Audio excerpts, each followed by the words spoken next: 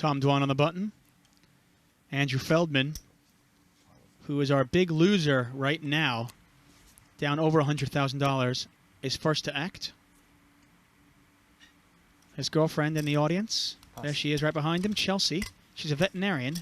Pass. From London. Well, he's picking up some cards, is Alan Cunningham. He even looks shocked now. Yeah, he's a little bit embarrassed about the cards he's finding. Pass.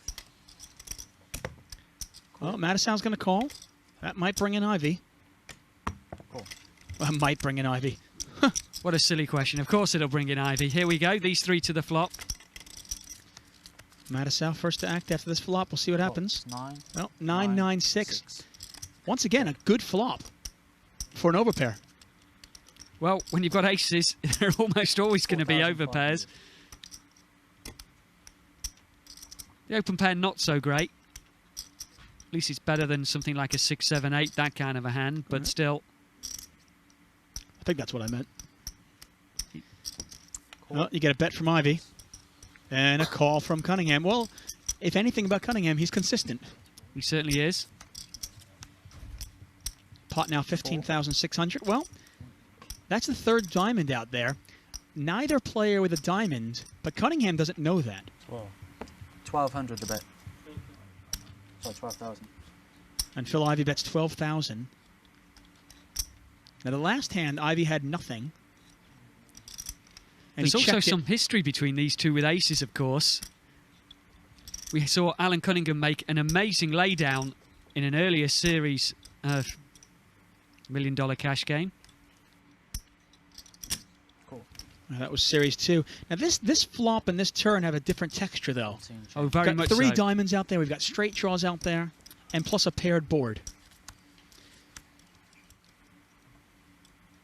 Wow, that's a horrible card as well. It just gets worse and worse for Alan Cunningham. Ivey needs to fire again to win this pot.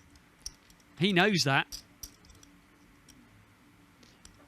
Let me play devil's advocate just for a second, because I'm curious. Do you really think Ivey is betting 12,000 on the turn with 2 pair 9s and 6s? Are you really scared of the 6 on the river?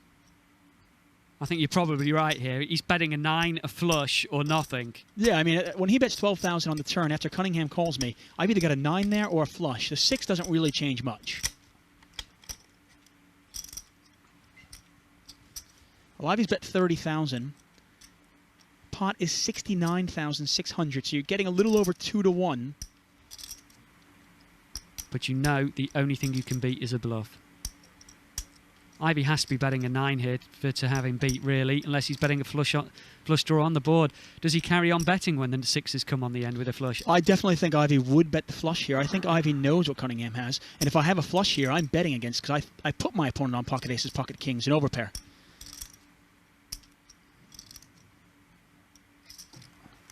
Of course, Alan also knows that Ivey knows that he laid down aces in Series 2.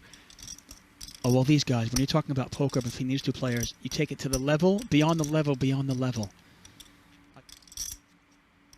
Tough spot for Cunningham. He's trying to figure it out. He came into this pot down over 50,000. If he wins this one, though, he'll be nearly even.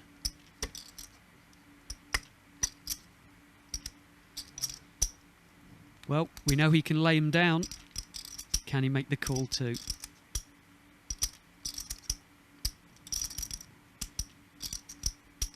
I think Alan's doing exactly what we've been doing, just going through the hands. Pass. I think he's decided to let it go.